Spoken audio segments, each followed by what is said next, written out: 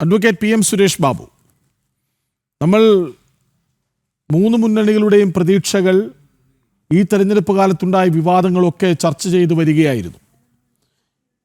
ഈ MA baby പറഞ്ഞത് ജനങ്ങൾ ജീവിതാനുഭവങ്ങളെ മുൻനിർത്തിയാണ് വോട്ട് ചെയ്തതെന്നും അതുകൊണ്ട് തന്നെ വലിയ വിജയപ്രതീക്ഷ ഞങ്ങൾക്കുണ്ട് എന്നുമാണ്. 9.5 വർഷക്കാലം ചെയ്യാതെ പോയത് പലതും തെരഞ്ഞെടുപ്പ് അടുത്തപ്പോൾ ജനങ്ങൾക്ക് മുന്നിലേക്ക് ഇട്ടതാണോ ജനങ്ങളെ ആകർഷിച്ച ജീവിതാനുഭവങ്ങൾ?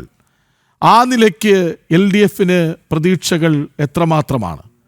പാവങ്ങളെ ബുദ്ധിമുട്ടിച്ച് അവർക്ക് കൃത്യസമയത്ത് പെൻഷൻ കൊടുക്കാതെ കേരളത്തെ വലിയ കടക്കണിയിലേക്ക് തള്ളിയിട്ട്, കടം നേരത്തെ ഉണ്ടായിരുന്നു കേട്ടോ, പക്ഷെ അങ്ങനെയല്ല, കടമെടുത്ത തുകയുടെ അളവിൻ്റെ ആഴം അത് നമ്മളെല്ലാവരും പലയിടത്ത് വായിച്ചും കണ്ടുമൊക്കെ അറിഞ്ഞതാണ്.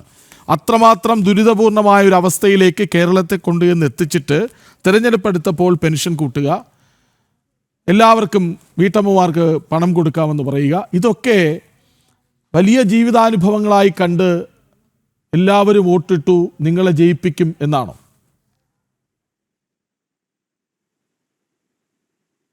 ഈ തെരഞ്ഞെടുപ്പില് ഇടതുപക്ഷ ജനാധിപത്യ മുന്നണിയെ നയിക്കുന്നത് സ്വാഭാവികമായും CPIM ആണ്. CPIM ആണ് ആ തെരഞ്ഞെടുപ്പിന്റെ ഒരു അജണ്ട നിശ്ചയിക്കുന്നത്. ആ അജണ്ട നിശ്ചയിക്കുമ്പോൾ ഇടതുപക്ഷ മുന്നണിയിലെ മറ്റ് ഘടകകക്ഷികളുമായി ആലോചിച്ച് ആ ചർച്ച അല്ലെങ്കിൽ ആ അജണ്ട ഏത് രൂപത്തിൽ മുന്നോട്ട് കൊണ്ടുപോകണം എന്നതിനെ കുറിച്ചുള്ള ഒരു ധാരണയുണ്ടാകും. ആ ധാരണയുടെ അടിസ്ഥാനത്തിലാണ് ഈ ഒരു വ്യാഖ്യാനം വരുന്നത്. ജനങ്ങളുടെ ജീവിതാനുഭവമാണ് ഈ തെരഞ്ഞെടുപ്പിൽ നമ്മൾക്ക് രാഷ്ട്രീയമായി ജനങ്ങളോട് പറയേണ്ടുന്നത്. അതിന് 2-3 കാരണങ്ങളുണ്ട്. എല്ലാ കാരണങ്ങളും സ്വതവേ എല്ലാവരും പുറത്തു പറയുകയില്ല. ഞാൻ ഈ കാര്യത്തിൽ എൻ്റെ അനുഭവങ്ങൾ ഈ കാരണങ്ങൾ ഞാൻ പുറത്ത് ആയിട്ട് തന്നെ പറയുകയാണ്. ഒന്ന്, ഇത് പ്രാദേശിക തെരഞ്ഞെടുപ്പാണ്.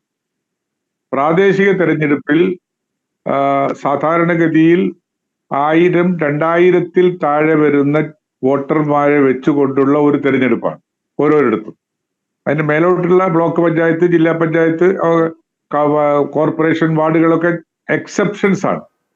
ആവറേജ് എടുത്താൽ അല്ലെങ്കിൽ ഒരു ശരാശരി എടുത്താൽ 2000 വോട്ടർമാരെ വെച്ച് ഒരു തീരുമാനത്തിൽ എത്തേണ്ടുന്ന ഒരു തെരഞ്ഞെടുപ്പാണ്. ആ 2000-ത്തെ തെരഞ്ഞെടുപ്പിൽ സ്വാഭാവികമായും ആ തെരഞ്ഞെടുപ്പിൽ ഒരു ജനങ്ങൾ വോട്ട് ചെയ്യാൻ പോകുമ്പോൾ ആ വോട്ടർമാരുടെ പരിചയം, അവരുടെ സൗഹൃദം, അവർക്കുള്ള ആവശ്യങ്ങളോട് പ്രതികരിച്ച വ്യക്തികളോടുള്ള താല്പര്യം, ഇങ്ങനെ തുടങ്ങി നിരവധി ഫാക്ടേഴ്സ് ആ വോട്ട് രേഖപ്പെടുത്താൻ ഉതകുന്ന തരത്തിൽ വോട്ടർമാരെ സ്വാധീനിക്കുക പതിവാണ്, അല്ലെങ്കിൽ അത് സാധാരണമാണ്. അങ്ങനെ വരുമ്പോൾ ആ വരുന്ന ഇടങ്ങളിൽ നമുക്ക് ഇടതുപക്ഷ ജനാധിപത്യ മുന്നണി നിശ്ചയിച്ചത് ജനങ്ങളുടെ ജീവിതാനുഭവങ്ങൾ അവരുമായി പങ്കുവെക്കുക. സാധാരണഗതിയിൽ പെൻഷൻ കിട്ടേണ്ട ആളുകളുണ്ട്, ഇലക്ട്രിസിറ്റി മുടങ്ങാതെ കിട്ടുന്നതിനെ കുറിച്ചുള്ള ആലോചനയുണ്ട്, കുടിവെള്ളം കിട്ടേണ്ടുന്ന ആളുകൾക്കുണ്ട്, പലവ്യഞ്ജനങ്ങളുടെ വിലയുടെ വർധനവിന് വർധനവുണ്ടെങ്കിൽ അതിന്റെ കാരണങ്ങൾ പറഞ്ഞു കൊടുക്കുക, റേഷൻ ഷാപ്പുകളിൽ അല്ലെങ്കിൽ റേഷൻ കടകളിൽ സാധാരണഗതിയിൽ കിട്ടേണ്ടുന്ന സാധനങ്ങൾ അത് ഓരോ വെള്ള, മഞ്ഞ, പച്ച തുടങ്ങിയ കാർഡുകൾക്ക് അനുവദിക്കപ്പെട്ട രീതിയിലൊക്കെ കൊടുക്കുക. ഇതൊക്കെ കൊടുക്കുന്നു ഞങ്ങൾ, ഇതൊക്കെ കൃത്യമായി എത്തിക്കുന്നു ഞങ്ങൾ എന്ന തലയ്ക്ക് അവരെ പറഞ്ഞ് ബോധ്യപ്പെടുത്തി അവരുടെ വോട്ട് ഇടതുപക്ഷ ജനാധിപത്യ മുന്നണിക്ക് അനുകൂലമായി തിരിക്കാൻ അല്ലെങ്കിൽ മറിക്കാൻ അല്ലെങ്കിൽ അവർക്ക് അനുകൂലമാക്കാൻ സ്വാഭാവികമായും ഇടതുപക്ഷ ജനാധിപത്യ മുന്നണി പ്രവർത്തിക്കും. അതാണ് അതിന്റെ ഏറ്റവും വലിയ നേതാവായ ശ്രീ MA ബേബി പറഞ്ഞത്. ജനങ്ങളുടെ ജീവിതാനുഭവം എന്തൊക്കെയാണ് ആ ജീവിതാനുഭവം? ആ ജീവിതാനുഭവങ്ങള് ഇതിനെയൊക്കെ വ്യാഖ്യാനിക്കാൻ സാധിക്കും. അത് അങ്ങനെയല്ല, ഇങ്ങനെയല്ല എന്നൊക്കെ പറയാൻ കഴിയും. പക്ഷെ ഞങ്ങൾ പറയാൻ ഉദ്ദേശിക്കുന്ന ജീവിതാനുഭവങ്ങൾ എന്തൊക്കെയാണ്? ഒന്ന്, പ്രധാനമായും സാധാരണഗതിയിൽ മറ്റ് ആനുകൂല്യങ്ങൾ ലഭിക്കാത്ത 60 വയസ്സ് പിന്നിട്ട് ജീവിതത്തിന്റെ സായാഹ്നത്തിലേക്ക് നീങ്ങുന്ന ഒരു കാറ്റഗറി വെച്ചിട്ടുള്ള ആളുകൾക്ക് അവർക്ക് പെൻഷൻ കിട്ടിയിരിക്കുന്നു.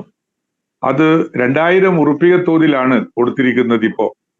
ആ സാധാരണഗതിയിൽ ഒരു വീട്ടിൽ ഭാര്യയും ഭർത്താവും ഉണ്ടാകും, അല്ലെ അച്ഛനും മകനും അമ്മയും ഉണ്ടാകും. അപ്പോ 2000 തോതിൽ വന്നാൽ 4000 രൂപ വീട്ടിൽ കിട്ടുകയാണ്. അവിടെ തന്നെ ആ വീട്ടില് ഏതെങ്കിലും 35 വയസ്സിന് മുകളിലോട്ടുള്ള ഒരു പ്രായമുള്ള ഒരു വനിത മറ്റു മാർഗങ്ങളില്ലാത്ത, മറ്റു വരുമാന മാർഗങ്ങളില്ലാത്ത അവസ്ഥയിലുണ്ടെങ്കിൽ അവർക്ക് കൊടുക്കുകയാണ്. ഇതൊക്കെ തെരഞ്ഞെടുപ്പ് കാലഘട്ടങ്ങളിലാണ് എന്നുള്ളത് കൊണ്ട് ഈ കാര്യങ്ങൾ ചെയ്തിട്ടില്ല എന്നാർക്കും പറയാൻ കഴിയില്ലല്ലോ. പക്ഷെ ഒരു ഭരണകൂടത്തിൽ ഇരിക്കുന്ന ഒരാള്, അല്ലെങ്കിൽ ഭരണകൂടത്തിൽ ഇരിക്കുന്ന ഒരു രാഷ്ട്രീയ സംവിധാനം അവർക്കനുകൂലമായ സാഹചര്യം നോക്കി അതിനോട് ജനങ്ങളുമായി പ്രതികരിക്കാൻ സാധാരണഗതിയിൽ തയ്യാറാവുക സ്വാഭാവികമാണ്. നമുക്കറിയാലോ, ഈ കഴിഞ്ഞ ഇതിപ്പോ വളരെ മുമ്പുള്ള കാര്യങ്ങളൊന്നും പറയണ്ട, ഈ തൊട്ടടുത്ത് നടന്ന ബീഹാറിലെ തെരഞ്ഞെടുപ്പിൽ എത്രായിരം കോടി ഉറുപ്പികയുടെ പദ്ധതികളാണ് തെരഞ്ഞെടുപ്പ് പ്രഖ്യാപനത്തിന്റെ തലേ ദിവസം വരെ പ്രധാനമന്ത്രിയും കേന്ദ്രമന്ത്രിമാരും നടത്തിയിട്ടുള്ളത്. അതിന് അധികാരമുണ്ട്, അതിന് അവകാശമുണ്ട്, അതിന് അർഹതയുണ്ട്, എല്ലാമുണ്ട്. പക്ഷെ ടൈമിങ് സംബന്ധിച്ചിടത്തോളം ഭരണത്തിലിരിക്കുന്ന ഒരു കക്ഷിക്കുള്ള പ്രിവിലേജ് അതാണ്. ഭരണത്തിലാണ് നിങ്ങളെങ്കിൽ ആ ടൈമിങ് നോക്കി ജനങ്ങളുടെ വികാരങ്ങളെ ഏത് തരത്തിൽ ക്യാപിറ്റലൈസ് ചെയ്യാം എന്നുള്ളത് നോക്കുക പതിവാണ്. അങ്ങനെ നോക്കിയിട്ടുണ്ടെങ്കിൽ അതിൽ ഒരു കുറ്റപ്പെടുത്താൻ കഴിയില്ല. പ്രതിപക്ഷത്തിരിക്കുന്ന ആളുകൾക്ക് പലപക്ഷെ അത് കഴിഞ്ഞില്ലെന്ന് വരും. ഈ പറയുന്ന ഈ കേരളത്തിലെ LDF എന്ന് പറയുന്ന രാഷ്ട്രീയ സംവിധാനം ഇന്ത്യ രാജ്യത്തെ ബാക്കിയുള്ള എല്ലാ സംസ്ഥാനങ്ങളിലും പ്രതിപക്ഷത്താണ്.